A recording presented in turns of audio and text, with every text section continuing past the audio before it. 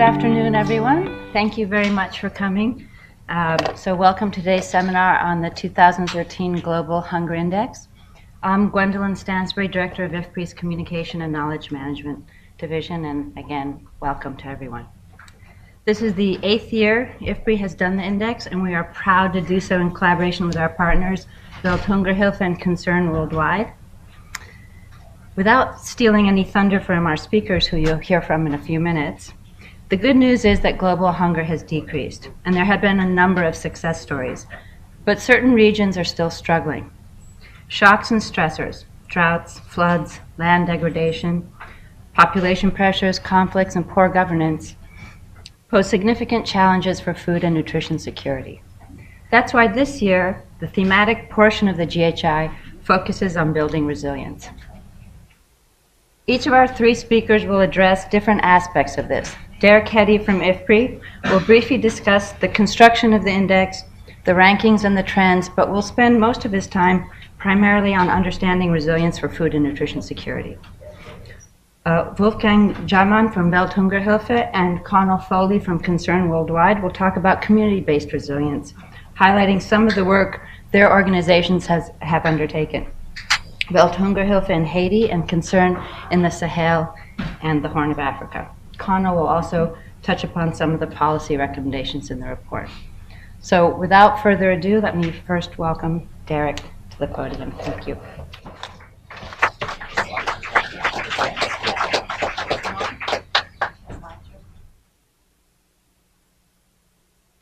Okay, thanks, Gwen. Yes, as Gwen said, I'm going to talk a little bit about this year's special theme in the Global Hunger Index, which is building resilience to achieve food security and nutrition. So first, just going back to the Global Hunger Index a bit. Is this going down? It's going down on mine, but it's not going down. Okay. Sorry, give me 1 minute.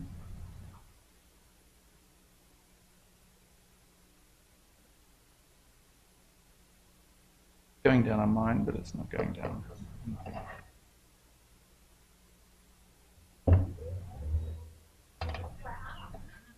Oh, it's it. Okay, it's gone. Okay, thanks.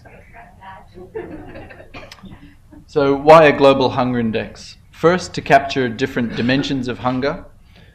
Second, to raise awareness of regional and country differences in hunger. Third, to show progress and trends over time. Fourth, to help learn from successes and failures, as Gwen mentioned. 5, to provide some incentives to act. And then to focus on one major hunger-related topic every year, as I will here on resilience. So in terms of the measurement, it's an index comprised of 3 indicators: the FAO indicator of calorie undernourishment, the prevalence of underweight in children under 5, and the mortality rate of children under 5. And these all get equal weighting in the index, as you can see there. And then on top of that, the GHI ranks countries according to 4 levels: extremely alarming, serious, and low to moderate hunger. So the score varies between 0 and 100, but those are the categorizations there. On the 2013 GHI, there's 120 developing countries for which we report data. Most of this data comes with a lag. It reflects data collected over 2008 to 2012. We take the most recent country-level data available. Focusing on trends, the 2013 World GHI fell by 34% from 1990, from a score of 20.8 to 13.8. And as Gwen mentioned, there's plenty of success stories. I've listed just a few here: Bangladesh, Cambodia, Ethiopia, Ghana, Malawi, Rwanda, and Vietnam. But 19 countries around the world are still considered alarming. Several are also considered extremely alarming. Recently, also, South Asia's progress seems to have slowed down somewhat. This is just a graph showing you some of the different trends by region. The bars also break up trends into changes in the 3 components of the indicator.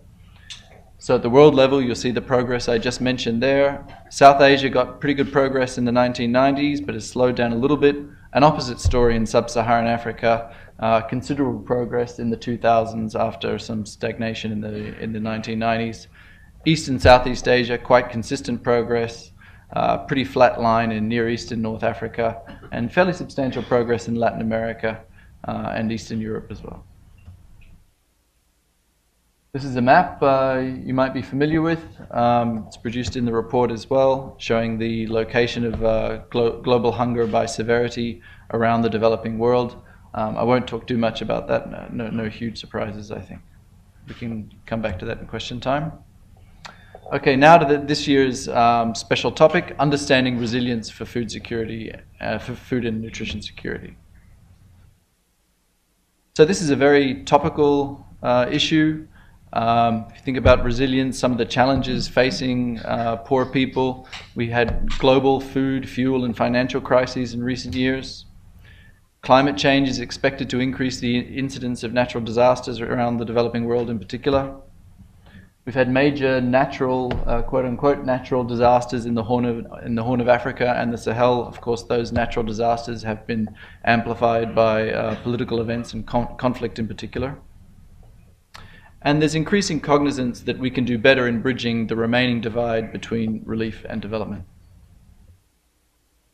So what is resilience?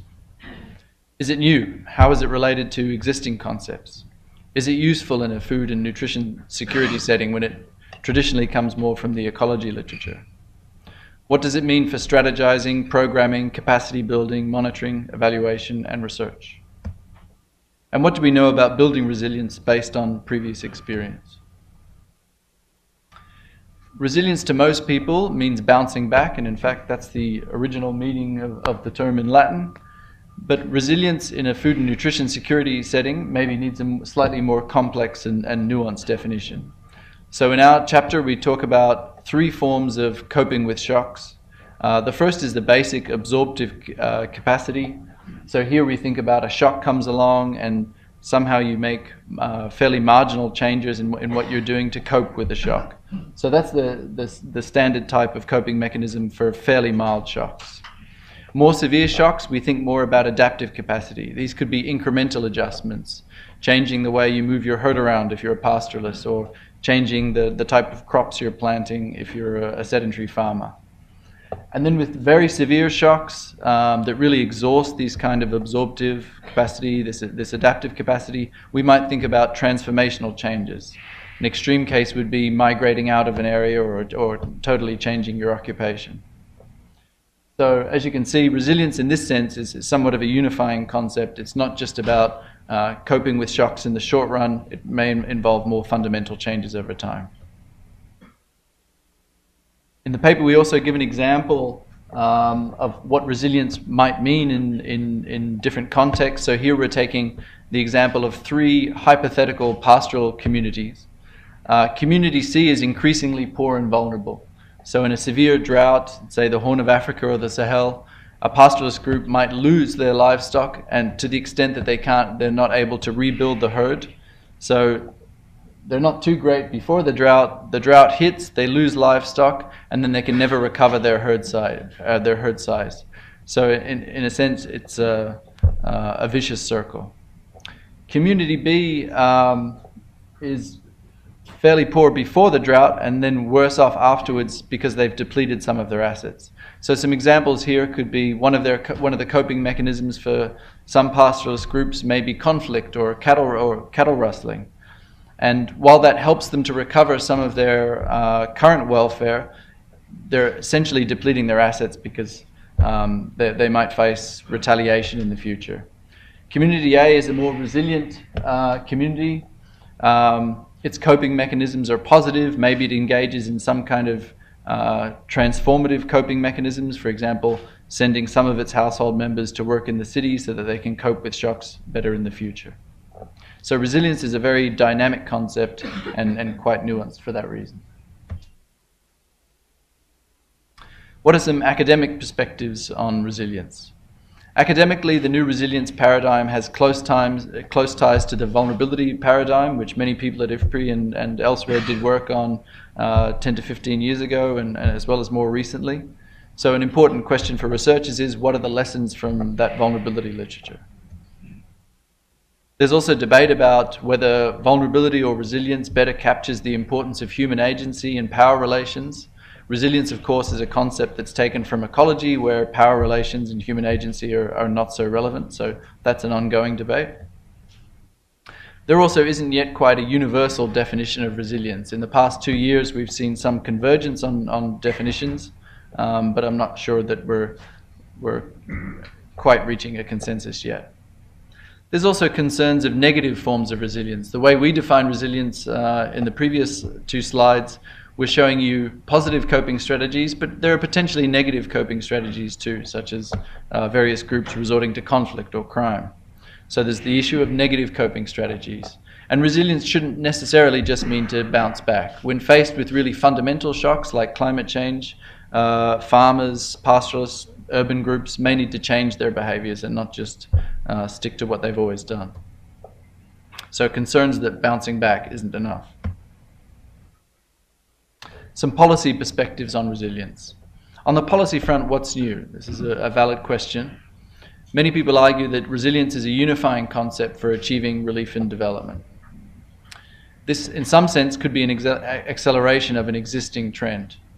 So if you think about traditional food aid, taking food from a foreign country, delivering it to poor farmers or pastoralists or urban groups, that's really changed in the last 15, 20 years, a big switch towards locally sourced food as well as cash transfers.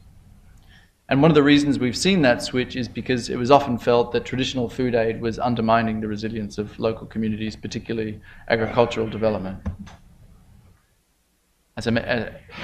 Along with that, we've seen conditional cash transfers, productive safety nets by another name.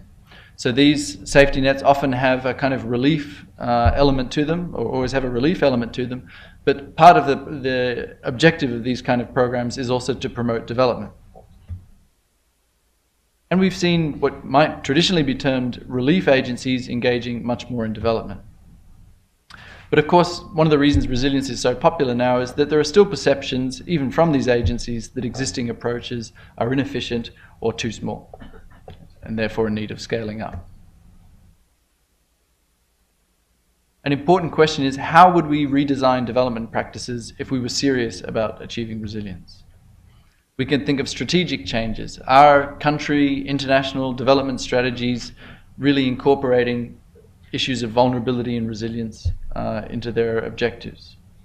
We can think about post-millennium development goals and whether we need specific items in there that really reflect resilience building.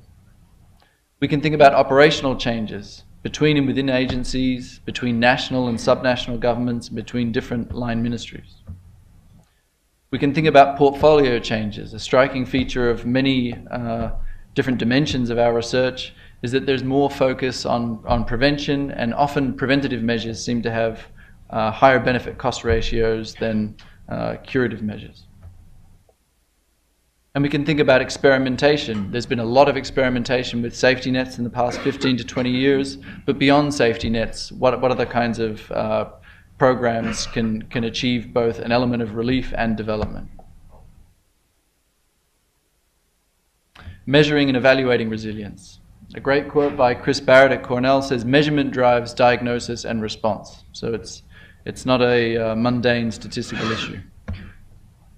Resilience is challenging because it's a very dynamic concept, but we often measure resilience, or think we measure resilience, with snapshots, occasional surveys over 4 or 5 year gaps. Irrespective of how we ultimately define resilience, we must have higher frequency surveillance systems to measure. We can build on nutrition surveillance systems, other types of surveillance systems, such as demographic surveillance systems. Surveillance systems are also used in the ecology literature to monitor resilience. And a good example is Helen Keller International's long-running nutrition surveillance system in Bangladesh, which conducted surveys on a bi-monthly basis. These systems need to be multi-purpose. They can provide early warning. Of course, we already have some early warning systems that have been developed over the past 20, 30 years, but these can give household-level early warning signals. They can provide real-time welfare monitoring. They can tell us about the impacts of food crises and other shocks. They can be used for impact evaluation, and they can be used for just learning about resilience and vulnerability. So these kinds of systems would drive accurate diagnosis and timely and appropriate response. I want to show you a graph here to just demonstrate the importance of this high-frequency monitoring. These are trends in child wasting in Bangladesh from 1998 to 2000. You can see the two observations there in the circles. This data would tell you that wasting went up slightly from 7 to 8% over that time. Now this is the actual data collected by Helen Keller International on a bi-monthly basis. So you'll see in 1998 there were severe floods in Bangladesh. It led to a very prolonged hungry season. But this also tells you that hunger is a very seasonal thing in Bangladesh anyway. And in fact, for most of that time period, wasting was actually much higher than the trends that I showed you in the previous slide. Finally, just to end on a positive note, we can focus on learning from success stories, which is one of the motivations of the GHI. What sorts of communities, programs, policies, and countries have had success in building resilience? What are the roles of different sectors in building resilience? What's the role for agriculture, for nutrition interventions, health, education, infrastructure, water, and sanitation? And what are the relevant economic, social, and political lessons from these countries? It's very hard to measure resilience across time and any given different indicator, but one possible measure of resilience is just dependence on food aid receipts. So this is food aid in kg per capita in rural areas in these countries. We can see some of the things we already know, talk of permanent crisis in the Horn of Africa and the Sahel, where they haven't been able to reduce dependence on food aid. Countries like Malawi and Zambia in southern Africa seem to have done a great job of reducing their dependence on food aid. And Bangladesh is a remarkable success story, which has reduced its dependence on food aid by 400 or 500%. Okay, thank you.